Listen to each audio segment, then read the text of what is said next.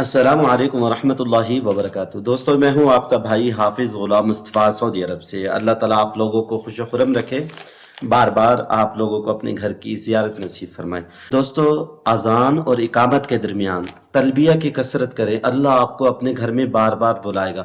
کچھ دن کر تو دیکھیں، اگر آپ کے پاس پیسے نہیں ہیں، حج کرنا چاہتے ہیں، عمرہ کرنا چاہتے ہیں، یہ کام آپ لوگ کر لیں۔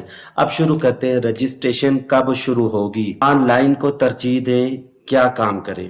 پیمنٹ جمع کروانی ہے، سارے کام کرنے ہیں، میڈیکل سرٹیفکیٹ کے بارے میں، پاسپورٹ اپلوڈ نہیں ہو رہا اس کے بارے میں، نومینی انفارمیشن کے بارے میں آپ لوگوں نے کس بندے کو سلیکٹ کرنا ہے، کیا کیا چیزیں دینی ہیں، جس بندے کو آپ لے کر آ رہے ہیں اس کی کیا کیا چیزیں درکار ہوں گی۔ تو پلیز ویڈیو کو شروع کرتے ہیں، تاخیر ہو رہی ہے۔ تو رجسٹریشن کب سے شروع ہوگی؟ انشاءاللہ تعالی، اللہ تعالیٰ کے حکم سے ایک ہفتے کے اندر اندر رجسٹریشن کا کام شروع ہو جائے گا۔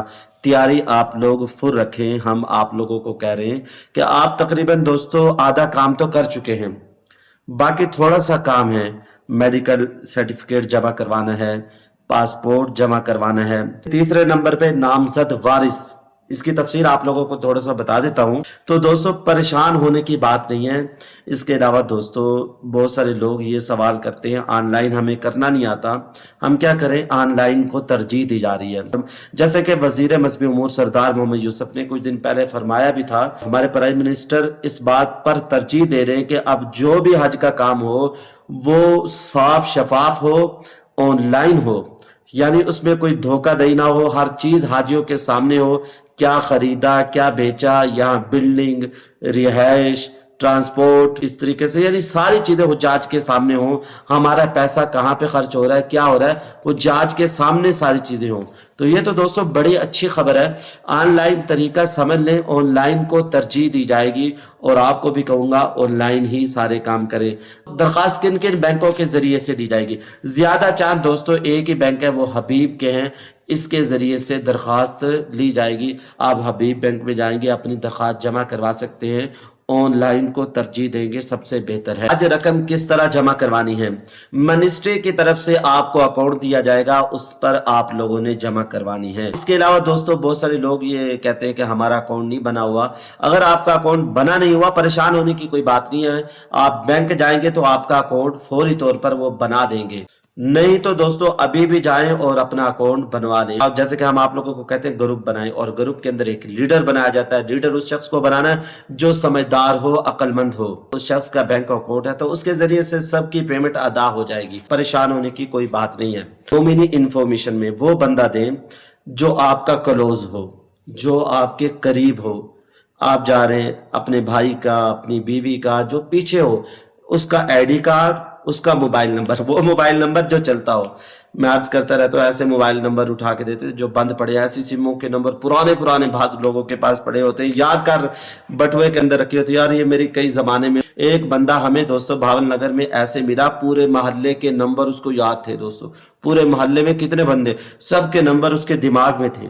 اللہ تعالیٰ نے ایسے صلاحیت والے لوگ بھی پیدا کیے ہیں۔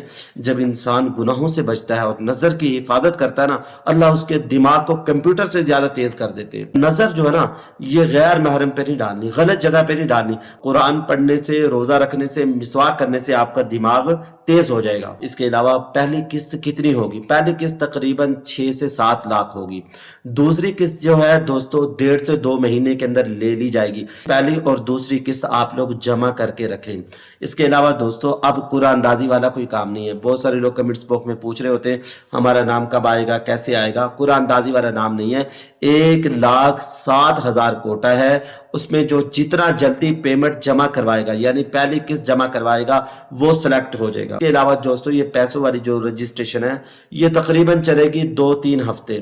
اب اس میں دوستو جتنی جلدی یہ 1,07,000 کوٹا مکمل ہو جائے گا، چاہے یہ ہفتے میں ہو جائے، چاہے 4 دن میں ہو جائے، جب یہ مکمل ہو جائے گا 1,07,000 کوٹا، دوستو یہ رجسٹریشن بند ہو جائے گی۔